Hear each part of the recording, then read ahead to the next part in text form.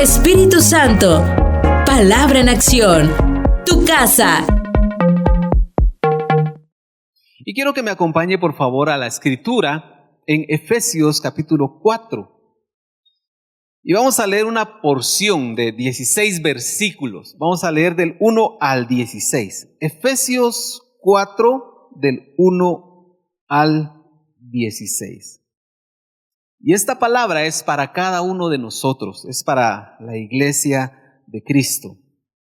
Dice la palabra del Señor, el apóstol Pablo escribe y dice: yo pues, preso en el Señor, os ruego que andéis como es digno de la vocación con que fuisteis llamados, con toda humildad y mansedumbre, soportándoos con paciencia los unos a los otros en amor, solícitos en guardar la unidad del Espíritu en el vínculo de la paz, un cuerpo y un espíritu, como fuisteis también llamados en una misma esperanza de vuestra vocación.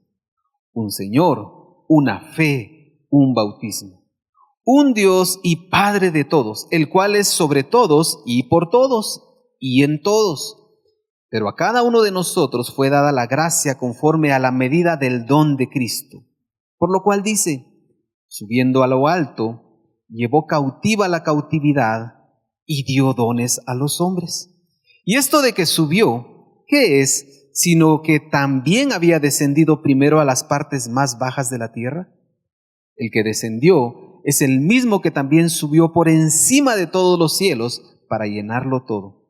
Y él mismo constituyó a unos apóstoles, a otros profetas, a otros evangelistas, a otros pastores y maestros, a fin de perfeccionar a los santos para la obra del ministerio, para la edificación del cuerpo de Cristo, hasta que todos lleguemos a la unidad de la fe y del conocimiento del Hijo de Dios, a un varón perfecto, a la medida de la estatura de la plenitud de Cristo, para que ya no seamos niños fluctuantes, llevados por doquiera de todo viento de doctrina, por estratagema de hombres que para engañar emplean con astucia las artimañas del error, sino que siguiendo la verdad en amor, crezcamos en todo en aquel que es la cabeza, esto es Cristo, de quien todo el cuerpo bien concertado y unido entre sí por todas las coyunturas que se ayudan mutuamente, según la actividad propia de cada miembro, recibe su crecimiento para ir edificándose en amor. Si usted no había leído la escritura esta semana, pues hoy por lo menos leyó una buena porción. Vamos a hablar acerca de la unidad en el cuerpo de Cristo. Y la unidad en el cuerpo de Cristo es un tema muy, muy importante para nosotros en este tiempo. Bueno, ha sido importante para la iglesia a lo largo de la historia. Yo siempre he pensado, siempre he entendido que si no fuera por la unidad en el cuerpo de Cristo, los primeros creyentes, los primeros cristianos seguramente no hubieran soportado la presión que venía sobre ellos. La verdad es que solo el poder del Espíritu Santo y la unidad que hubo en ellos los pudo sostener en medio de persecución. Debemos recordar que al principio muchos de aquellos cristianos, aquellos primeros seguidores de Cristo, pagaron con su vida por su fe. Y había una persecución tal que no era nada sencillo y se necesitaba esa unidad en el cuerpo de Cristo. Y en este pasaje, el tema central es precisamente esto, la unidad. Pero también nos habla acerca, y es lo que quiero resaltar hoy, nos habla acerca de la unidad y nos habla del propósito de esa unidad. Es decir, la unidad debemos entender como algo que no solamente nos va a servir para tener koinonía, ¿verdad? ¿Qué es eso? Dice, ¿cómo se come? Para tener comunión unos con otros. La unidad no sirve solamente para eso. La unidad tiene un propósito y tiene un propósito en Cristo Jesús. Y este pasaje de verdad nos habla tantas cosas que nosotros podemos aprender para nuestra vida como cristianos y para el crecimiento de la iglesia. La unidad, mis amados hermanos, entonces es algo muy importante y es algo por lo cual nosotros debemos luchar constantemente. Sabe que es mucho más fácil causar división que provocar unidad. ¿Sabía usted que es mucho más fácil provocar división? Pensémoslo así, hablemoslo en términos generales, hablemos de la sociedad en general. Y solamente pensemos en algunos temas que son actuales, que son difíciles en la sociedad. Por ejemplo, el famoso tema de la inclusión. Entonces decimos, inclusión, ¿qué es la inclusión? Y empiezan a salir un montón de pensamientos, ¿verdad? Algunos muy torcidos y otros tal vez no tanto. Hablemos de la igualdad, por ejemplo. ¿Qué podemos hablar de la igualdad? Bueno, y alguien dirá, bueno, entonces distingamos entre lo que es igualdad y lo que es equidad. Y verdad que solamente con hablar de esos temas ya nos dividimos. O sea, nos dividimos en diferentes formas de pensar. ¿Qué diríamos, por ejemplo, si habláramos de la inteligencia artificial? ¿Quiénes piensan que es buena? Levanten la mano quienes piensan que es buena la inteligencia artificial. A ver, hagamos ese experimento aquí. ¿Quiénes piensan que es buena la inteligencia artificial? Ahora, cambiemos la pregunta. ¿Quiénes piensan que es mala la inteligencia artificial? ¿Ven que se levantan manos en los dos casos? Y no vamos a entrar al tema. Aquí no vamos a resolver si es buena o es mala. El punto es este. Cualquier tema de conversación, cualquier situación que se presente puede ser causante de una división. Ese es el punto. Y no digamos de deportes. Pero mejor no voy a entrar ahí porque sí, voy a salir apedreado. Deportes, personajes, tanto que divide las opiniones de las personas. Pensemos en la iglesia. ¿Cuántas cosas, cuántos temas dividen a la iglesia? Y no estoy hablando de que salió una iglesia, se dividió la iglesia, ¿verdad? No estoy hablando de eso. Hablando de temas doctrinales. ¿Sabía usted que hay muchos temas en los que la iglesia, los estudiosos, no han logrado ponerse de acuerdo? Hay muchos temas así. Y de verdad se convierte muchas veces en tema de debate entre cristianos. Y yo me ponía a pensar, por ejemplo, yo digo, predestinación o libre albedrío. ¿Quiénes levantan la mano? Y aquí no lo voy a hacer. ¿Quiénes levantan la mano? Nosotros aquí podríamos hacerlo como un ejercicio, pero ¿sabe que a veces hay discusiones acaloradas con relación a esto? Y tanto los que defienden una postura como los que defienden la otra postura tienen un sustento bíblico. Acá en la iglesia tenemos nuestra postura también. Nosotros creemos en el libre albedrío. Creemos que cada uno de nosotros es responsable delante del Señor. Por la gracia del Señor, nosotros es que podemos hacerlo. Solo por el poder del Espíritu Santo. Pero son temas que dividen. Temas que dividen. Cuando yo estaba estudiando esto y este pasaje que leímos de Efesios 4, me llama mucho la atención que hace un tiempo escuché yo una enseñanza con relación a esto, de que en este pasaje se habla de 5 dones del ministerio, ¿verdad? Habla de los pastores, habla de los evangelistas, habla de los profetas, habla de los maestros, son 5. Apóstoles, dice, profetas, evangelistas, pastores y maestros, 5. ¿Sabes? Estaba escuchando a alguien así, pero defendiéndolo como que fuera algo así tan importante. Decía, no, es que son solamente 4. Hasta en eso hay una discusión. Y dice, es que lo que pasa es que pastores y maestros van juntos, decía. Entonces el pastor es maestro, decía. Entonces son 4, ¿verdad? Y hasta se vuelve un tema de discusión. Eso, y a veces divide. Y a veces también dentro de una iglesia hay personas que se molestan porque, ¿de qué color está la iglesia? ¿De qué color es? ¿Por qué se hace esto así? ¿Por qué no lo hacemos de la otra manera? Y nos dividimos muchas veces en pensamientos. Es que, de verdad, es muy fácil causar división. Es muy fácil dividirnos. Pero la verdad es que Dios le da mucha importancia al tema de la unidad. Y debemos entender eso. Entonces, el tema de la unidad y su propósito. Y en este pasaje que leímos, vamos a sacar algunas lecciones de cómo podemos aplicarlo de forma práctica para nosotros. ¿Amén? Muy bien. Entonces vamos a hablar en primer lugar acerca de cómo podemos mantener la unidad en el cuerpo de Cristo. ¿Cómo mantener esa unidad? Porque ya les dije, es muy fácil causar división. Entonces, ¿qué tenemos que hacer? Tenemos que mantener esa unidad, pero ¿cómo? Bueno, es un reto, la verdad es que es un reto. En primer lugar, es un reto porque igual, venimos todos a Cristo y todos traemos un trasfondo diferente. Todos tenemos pensamientos diferentes, todos somos diferentes, todos somos únicos. Y entonces, en medio de todo esto, nosotros, ¿qué tenemos que hacer? Tenemos que hallar unidad y tenemos que propiciar unidad dentro del cuerpo de Cristo, en medio de todo esto. Entonces, el apóstol Pablo nos da aquí una serie de elementos que debemos tener nosotros presentes si queremos mantener la unidad.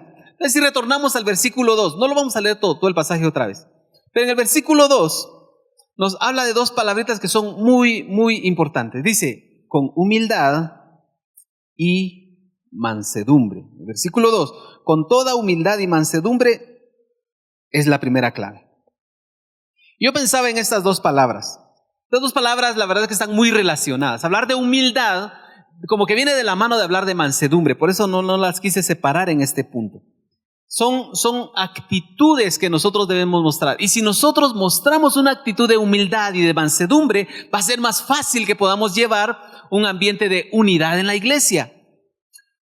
Caso contrario, ¿qué es lo contrario de la humildad y la mansedumbre? ¿Qué es lo contrario? ¿Qué diríamos que es lo contrario? A mí se me ocurre una palabra, orgullo, por ejemplo, soberbia. Esas actitudes, ¿verdad que esas son las que causan división realmente?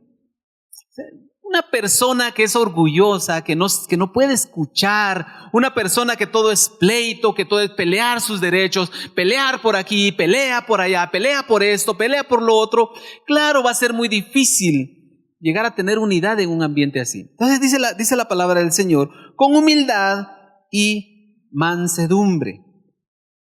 Me pareció muy interesante una frase que encontré por ahí, se las voy a compartir, dice, la humildad es la base y fundamento de todas las virtudes y que sin ella no hay alguna que lo sea. Me pareció muy interesante. Cualquiera puede decir, yo tengo muchas virtudes, pero si no hay humildad, todas esas características que pueda tener una persona ya dejan de ser una virtud. La humildad es esa cualidad que hace que una persona pueda tratar a los demás y pueda compartir lo que Dios ha puesto en su corazón. Entonces, la humildad y la mansedumbre son muy importantes. Fíjese, estaba viendo yo el origen o la raíz de la palabra o del término humildad.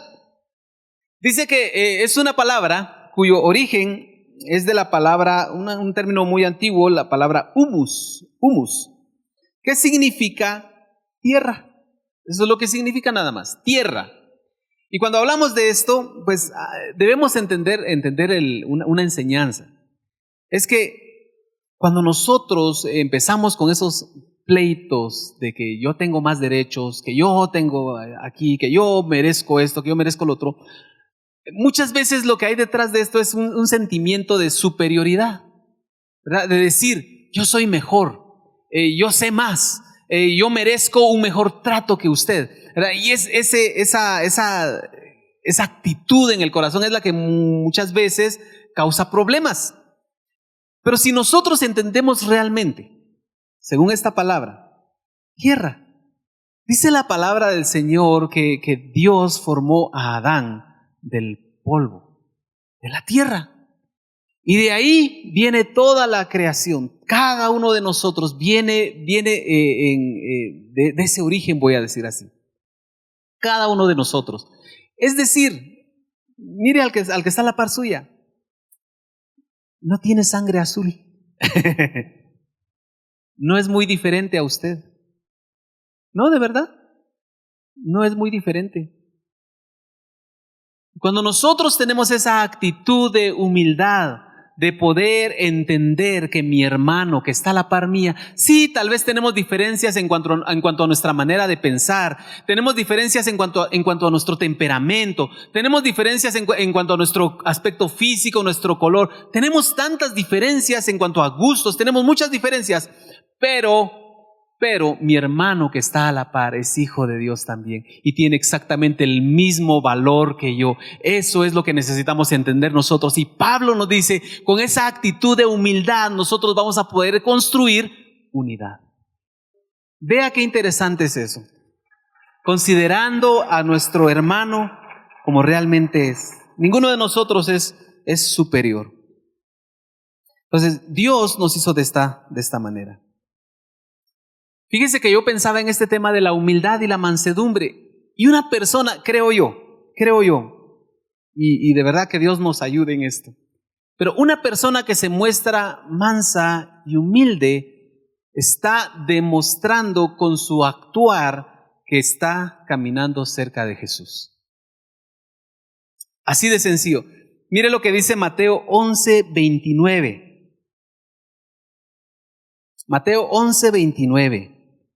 Muy conocido. Jesús le dice a sus seguidores, llevad mi yugo sobre vosotros y aprended de mí, que soy manso y humilde de corazón, y hallaréis descanso para vuestras almas. Es una persona, voy a cambiar el ejemplo, una persona orgullosa, una persona que está siempre así altiva, soberbia. ¿Será que está demostrando que está caminando con Jesús o está caminando lejos de Jesús? ¿Qué dice usted? Muy lejos, dice hermano Naito. Muy lejos de Jesús. Pero una persona que está caminando, dice Jesús, aprendan de mí. ¿Y cómo aprendemos de Jesús? Caminando a la par de Él, caminando con Él. Una persona que está caminando con Él va a aprender humildad y va a aprender mansedumbre. Y es algo que nosotros debemos aprender. Por eso les decía, que Dios nos ayude en esto, porque yo creo que es una lucha que todos tenemos. Constantemente luchamos con esto. Pero si caminamos con Jesús y le buscamos más al Señor y buscamos más su palabra, buscamos más tiempo de comunión con Él, queremos aprender más de Él y cada vez que queremos tomar o necesitamos tomar una decisión, le preguntamos a Él, Señor, ¿qué harías tú? Cada vez que alguien nos ataca, cada vez que alguien nos ofende, le decimos, Señor, ¿qué harías tú? ¿Qué nos diría el Señor? Aprende de mí. Soy manso y humilde. Y oiga bien esto, de corazón, porque uno puede aparentar, mejor dicho, no ser, uno puede aparentar humildad. Y sí, uno dice, sí me aguanto todo esto, pero por dentro está así retorciéndose el estómago, como decimos nosotros. Molesto, ¿verdad? Pero es que tengo que mostrarme humilde, pero por dentro está haciéndose pedazos.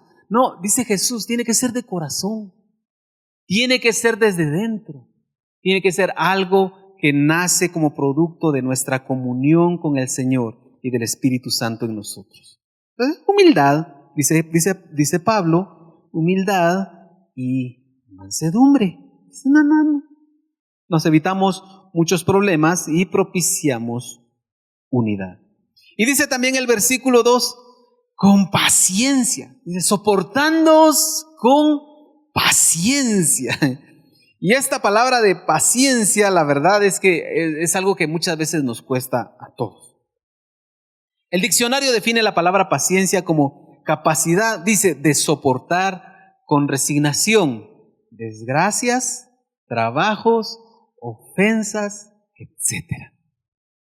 Soportar este tipo de cosas, dice, con resignación, soportarlas, sobrellevarlas, no reaccionar ante ellas, no tomar venganza, sino aprender a asimilar todas estas cosas. Es una muestra de paciencia y es algo que si nosotros empezamos a manifestar más, y no solamente en la iglesia, yo creo que donde quiera que estemos, si nosotros empezamos a manifestar más este principio, esta virtud, vamos a propiciar unidad. Si nosotros, por el contrario, empezamos con intranquilidad, con impaciencia, empezamos a ser agresivos, claro, no vamos a propiciar unidad. Y la iglesia necesita, mis amados hermanos, necesitamos esa paciencia para poder crecer en unidad. Entonces, necesitamos ser uno, necesitamos seguir creciendo en unidad. Ya vimos, necesitamos esa humildad, necesitamos mansedumbre, necesitamos paciencia. Y dice el apóstol Pablo también, en amor. Y creo que es un principio, es algo fundamental para nosotros como cristianos. Queremos crecer en unidad, queremos la unidad de nuestra iglesia, tenemos que crecer en amor. La unidad no se propicia haciendo actividades, o sea, ayudan muchas veces, ¿verdad? Haciendo actividades, ¿verdad? Compartiendo con los demás, ayuda. Pero lo que más ayuda, creo yo, a crecer en unidad es que crezcamos en amor. Porque si crecemos en amor, vamos a poder desarrollarnos bien con otras personas. Y fíjense que cuando yo estaba estudiando esto, me puse a pensar, seguramente, no sé si usted sabía, pero en griego hay 4 palabras que se utilizan para definir la palabra amor. 2 de ellas son las que se usan en la Biblia, la palabra ágape, que representa ese amor perfecto de Dios, y la palabra fileos, es la segunda palabra que utiliza la Biblia, fileos o Filadelfia. Y la palabra Filadelfia dice que tiene que ver, o fileos, tiene que ver con ese amor fraternal, ese amor de hermanos. Entonces cuando yo leía este pasaje, dije, como está hablando de unidad del cuerpo de Cristo, de seguro habla de este pasaje. Pero me fui a un recurso que hay por ahí de una Biblia interlineal, ¿verdad? Donde aparece la palabra original. ¿Y qué creen ustedes, qué palabra creen ustedes que aparece ahí? Ágape.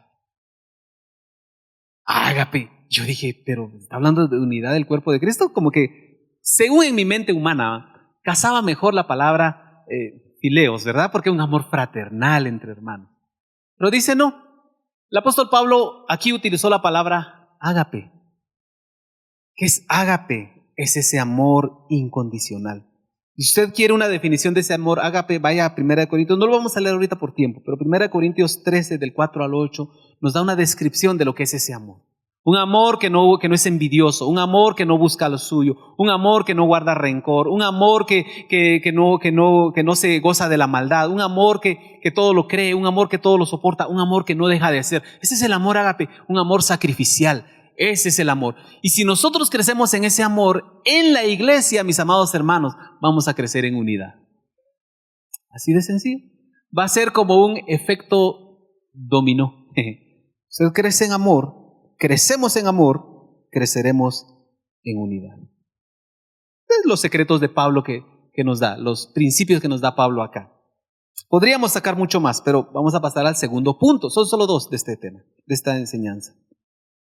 Entonces ya hablamos de lo que produce la unidad, de cómo podemos mantener la unidad. Ahora hablemos acerca del propósito de la unidad en el cuerpo de Cristo, porque yo les decía, al final no se trata solamente de pasarla bien, ¿verdad? De estar juntos y haciendo un montón de cosas. No, hay un propósito para la unidad en el cuerpo de Cristo.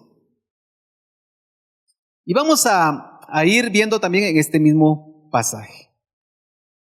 Vamos al versículo, en el versículo 12, nos da el primer propósito de esa unidad. Dice, a fin de perfeccionar a los santos para la obra del ministerio. A fin de perfeccionar a los santos para la obra del ministerio. Entonces el primer propósito de esa unidad es ser perfeccionados. Ser perfeccionados, dice, para su obra.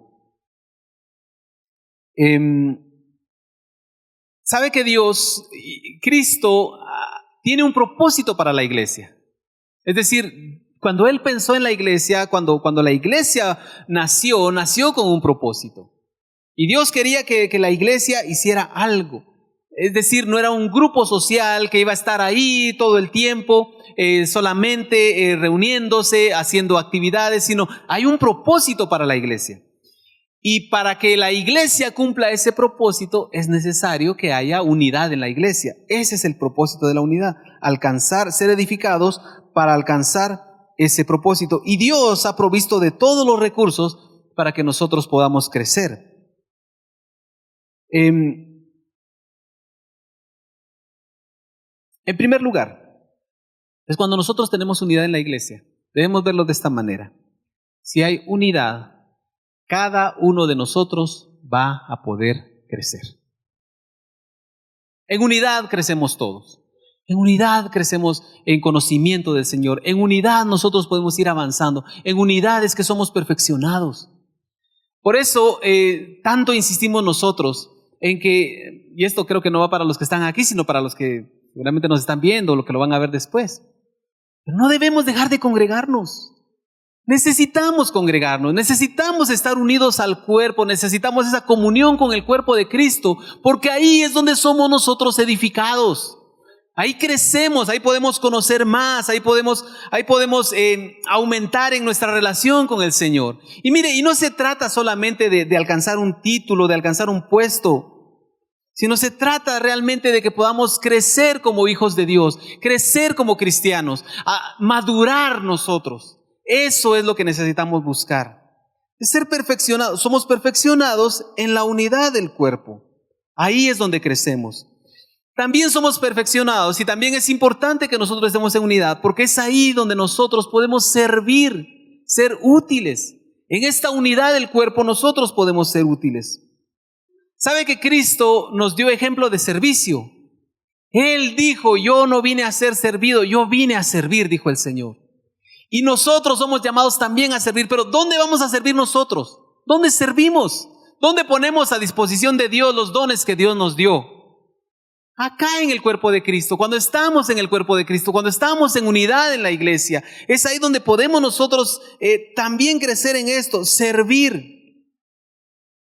Nosotros debemos servir donde quiera que estemos, pero principalmente en la iglesia, principalmente servir al cuerpo de Cristo.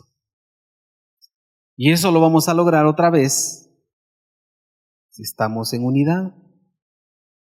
Entonces Dios dijo, yo quiero que mi iglesia crezca. El Señor dijo, yo quiero que mi iglesia avance. Para eso necesito que estén en unidad. Y también para alcanzar a otros. Porque esa es parte de nuestro servicio también al Señor. El predicar. Por eso dice esta palabra, dice la palabra acá, que Él levantó, Él llamó a los pastores, a los apóstoles, a los profetas, a los evangelistas, a los maestros, para la edificación del cuerpo de Cristo, para preparar a los santos para la obra del ministerio. Somos todos nosotros los que hacemos esa obra. Y tenemos que hacerlo caminando en unidad. Eso es lo que nosotros necesitamos hacer, crecer en esto.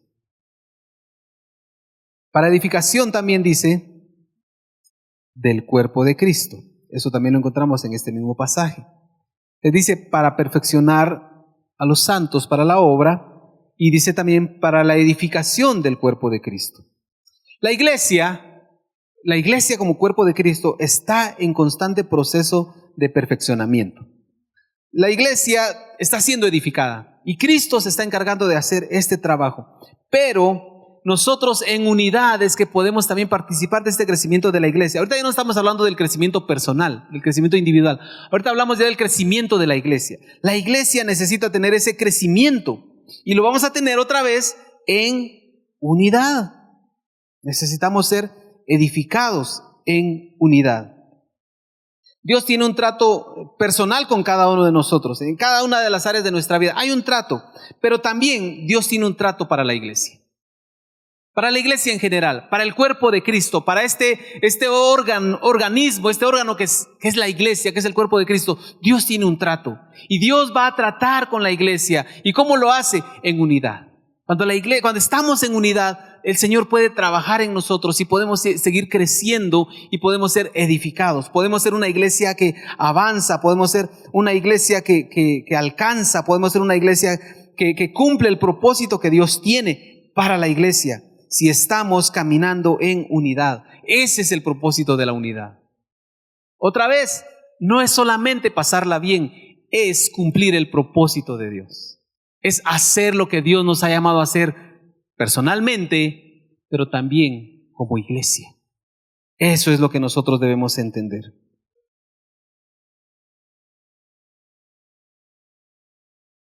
Cada vez que nosotros alcanzamos a una persona, cada vez que una persona viene a los pies de Cristo, sabe que esa persona viene a ser parte de este cuerpo que es la iglesia.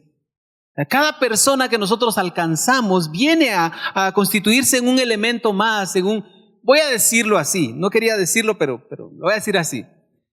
Pensemos que la iglesia se está construyendo con blocks. Y cada uno de nosotros es un bloque, o si quiere verlo usted, un grano de arena, no sé cómo usted lo quiera ver. Y cada uno de los que viene y recibe al Señor y se entrega a Cristo, y cada persona que nace de nuevo viene a ser parte de este edificio, y este edificio sigue creciendo y la iglesia sigue creciendo, porque Dios quiere de verdad una iglesia grande, voy a decir así. No estoy hablando de una iglesia local, pero Dios quiere que todo el mundo se salve. Si preguntáramos, si analizáramos cuál es la idea de Dios, cuál sería el tamaño de la iglesia en el corazón de Dios para este tiempo, yo diría que la iglesia tendría, según el deseo del Señor, en este tiempo, más de 8,000 millones de miembros, que esa es la población mundial.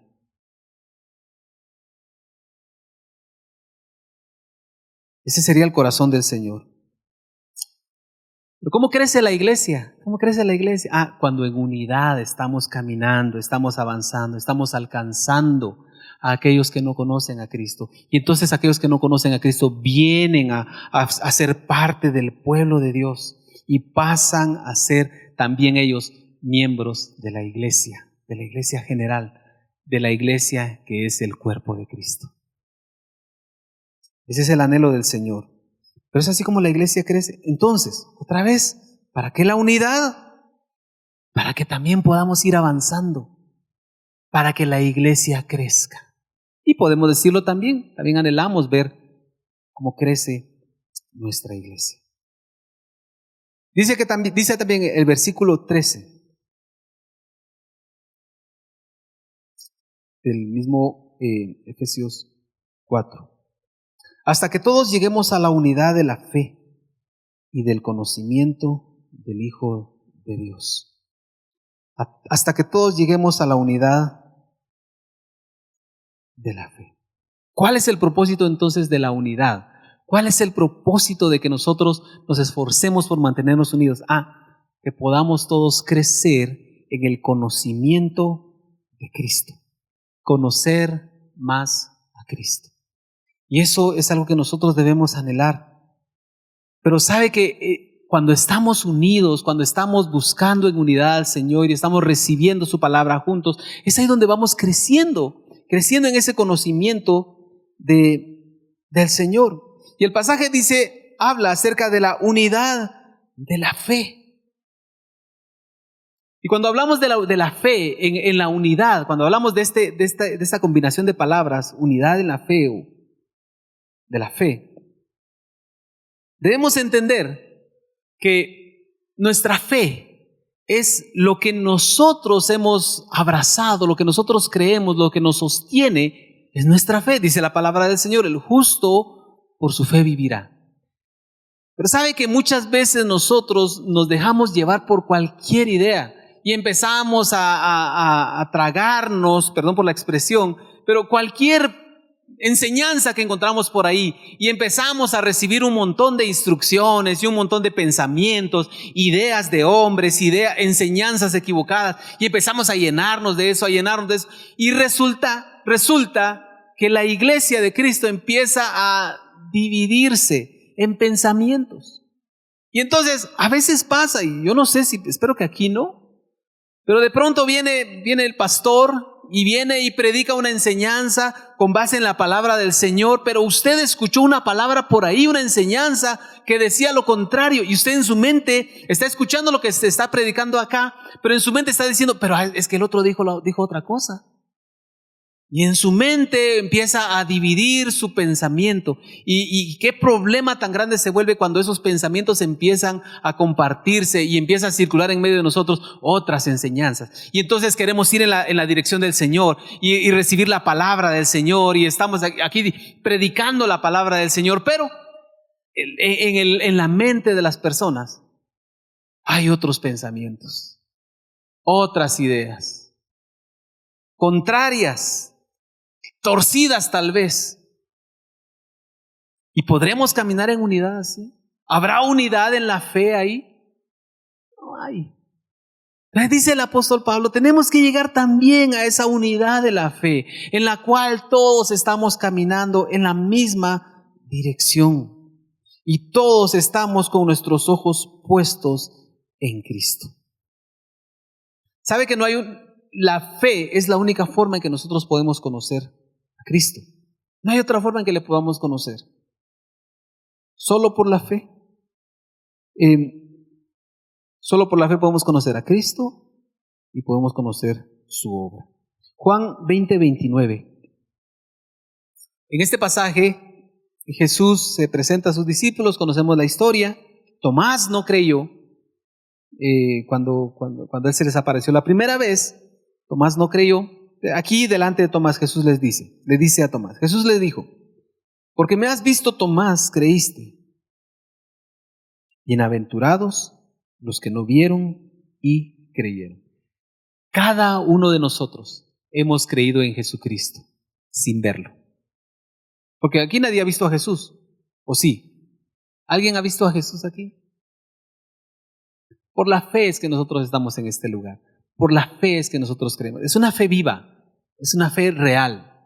Pero ninguno de nosotros físicamente ha visto a Jesús. Para eso hubiéramos tenido que vivir hace más de 2000 años para poder verlo. Pero nadie lo ha visto.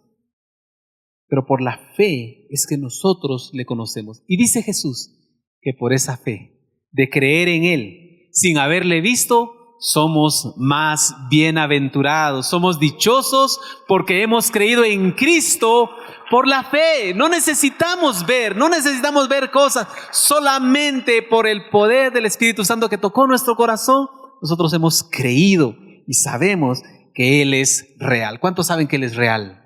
Él es verdadero. Él habla todavía, Él hace milagros, Él nos visita, Él se mueve en medio de nosotros, Él es real en medio de nosotros. ¿Le vemos físicamente? No, pero sabemos que Él es real. Por la fe nosotros sabemos esto. Por la fe le conocemos a Él. Pues por la fe no hay otra forma de conocer. Y si estamos en la unidad de la fe, vamos a poderle conocer aún más. Y vea, esto es lo hermoso. Mientras más le conocemos, más aumenta nuestra fe. ¿Cómo así va a decir usted? Bueno, acompáñeme a Hebreos 12:2. Hebreos 12:2. Dice, puestos los ojos ¿en quién? En Jesús, el autor, ¿y qué dice? Consumador de la fe, el cual por el gozo puesto delante de él sufrió la cruz, menospreciando el oprobio, y se sentó a la diestra del trono de Dios. Cuando dice aquí, puestos los ojos en Jesús, entonces ya dijimos, ¿verdad? Le queremos conocer más, queremos poner nuestros ojos en Jesús, y entonces encontramos acá que al poner nuestros ojos en Jesús, estamos poniendo los ojos en el que es el autor. Otras versiones dice el fundador, el que puso el fundamento de la fe. Entonces ponemos nuestros ojos en Jesús. Entonces ahí empieza nuestra fe, por decirlo así. Pero dice autor y consumador.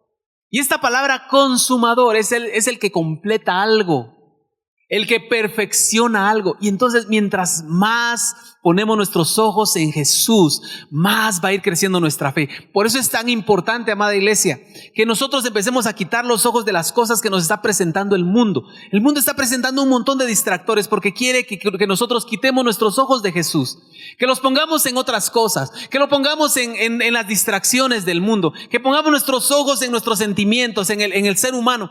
Pero ¿qué dice la Biblia? Pongan sus ojos en Jesús. Él es el autor, es decir, Él es el que dio la fe y es el consumador, es el que perfecciona esa fe. Y nosotros tenemos que mantener nuestros ojos en Él, ser perfeccionados en esa fe. Pero ¿cómo somos perfeccionados en la fe? Cuando ponemos nuestros ojos en Jesús. ¿Cómo podemos alcanzar la unidad de la fe? Poniendo nuestros ojos en Jesús. Es así como podemos alcanzar esto. Poniendo nuestra mirada en Jesús. Porque Él nos da esa fe y Él perfecciona esa fe. Mire, una iglesia que camina en la fe en Jesús, es una iglesia poderosa. Una iglesia que camina en fe es una iglesia poderosa. Se lo digo otra vez. Una iglesia que camina en fe es una iglesia poderosa. O sea, no es una iglesia que está dormida, esperando los embates del enemigo, ¿verdad? Escondida, así tímida, no. Una iglesia que camina en fe es una iglesia que avanza. ¿Por qué? Porque tiene fe. Porque Cristo no está estancado, Cristo está caminando, Cristo está avanzando, Cristo va delante de nosotros. Y una iglesia que tiene puestos sus ojos en Jesús, va a ir caminando detrás de Jesús. Es una iglesia poderosa, una iglesia que alcanza esa unidad de la fe, es una iglesia poderosa. Por eso creo yo que el enemigo trata de dividir tanto los pensamientos de la iglesia. Porque sabe que si no nos unimos en fe, cada quien va a estar empujando para un lado diferente. Platicaba con alguien, me daba una anécdota, ¿verdad? Una pareja orando porque él no tenía trabajo y ella orando para que Dios le diera un trabajo y él orando porque quería iniciar una empresa. ¿Eran válidos los dos? ¿Las oraciones? Sí, eran válidas. Así entre broma y broma yo le decíamos, ¿verdad? Y el Señor tal vez oyéndolos a los dos, bueno, ¿y a quién le hago caso? ¿Le doy una empresa o le consigo un trabajo? Si nosotros nos unimos y hay unidad en la fe, vamos a ser una iglesia poderosa y vamos a ver el mover del Señor en medio de nosotros. ¿Cuántos aman ese mover del Señor en medio de nosotros? Estamos creyendo que el Señor se está moviendo en medio de nosotros y puede hacer mucho más y va a seguir haciendo más. Queremos ver sanidades en medio de nosotros, queremos ver liberación en medio de nosotros, queremos ver personas naciendo de nuevo en medio de nosotros. Eso es fe. Pero si estamos en unidad de la fe, vamos a ver todas estas cosas cumplidas. Porque una iglesia que camina en fe es poderosa. Mire, la iglesia necesita una estructura. Claro que sí, necesita una estructura organizacional. La iglesia necesita una estrategia de trabajo. Claro que sí la necesita. La necesitamos. Nosotros tenemos un modelo de trabajo en la iglesia. Pero ¿sabe qué? Eso solamente nos sirve para caminar de una forma ordenada, para saber a dónde vamos. Pero ¿sabe dónde debe estar nuestra fe realmente? Nuestra fe no está en el sistema que tenemos. Nuestra fe no está en nuestro sistema de gobierno de la iglesia. ¿Cómo está estructurada la iglesia? Ahí no está nuestra fe. No debe estar ahí nuestra fe. No puede estar ahí nuestra fe. Nuestra fe no puede estar en que si nuestro sistema de grupos es funcional o no es funcional. ¿Cómo funciona el sistema? Ahí ponemos nuestra fe. No. Nuestra fe tiene que estar puesta únicamente en Jesús, que Él es el que hace todas las cosas. Él es el que nos llamó y Él es el que va con nosotros. Él es el que nos respalda, Él es el que nos ayuda, Él es el que hace la obra y al final para Él es toda la gloria. Esa es nuestra fe. Nuestra fe no está en las cosas que podemos hacer. Otra vez, necesitamos unirnos, claro que sí, pero el propósito es ese, que podamos caminar, que podamos ser edificados, que podamos alcanzar esos propósitos del Señor, caminar en la fe, en esa unidad de fe en Cristo Jesús. Necesitamos entonces esa unidad en el cuerpo de Cristo. La necesitamos, pero no olvidemos el propósito de esa unidad. No olvidemos que todo esto tiene un propósito. Es que el Señor quiere que nosotros crezcamos y que avancemos. El Señor nos dejó su palabra. La palabra de Dios es poderosa. La palabra de Dios es viva, es eficaz. Bueno, entonces ¿qué tenemos que hacer nosotros? Mantenernos unidos buscando esa palabra. Caminar de la mano en la dirección que nos marca la palabra. Por eso es que Dios en su sabiduría estableció que su palabra no va a cambiar nunca. No hay una palabra de Dios para cada siglo de la historia. No hay. La palabra de Dios es una. Y si nosotros como iglesia vamos a caminar en la dirección que nos marca la palabra, entonces vamos a estar caminando en unidad. Vamos a estar caminando en unidad. Porque esa palabra es poderosa. Esa palabra es la que trae convicción. Esa es la palabra que transforma. El Señor nos dejó armas espirituales a través del Espíritu Santo. Cada uno de los dones que Él dejó, los dones espirituales son armas que Dios nos dio para que nosotros podamos caminar en esa ruta que Él quiere que caminemos, que avancemos. Nos dejó el poder del Espíritu Santo. Prometió, les dijo a aquellos discípulos, ustedes van a recibir poder Cuando venga sobre ustedes el Espíritu Santo, van a recibir poder. Y nosotros hoy podemos disfrutar de ese poder. Nosotros podemos experimentar ese poder del Espíritu Santo, que ha transformado nuestras vidas y que puede transformar a muchos más. Espíritu Santo, palabra en acción. Tu casa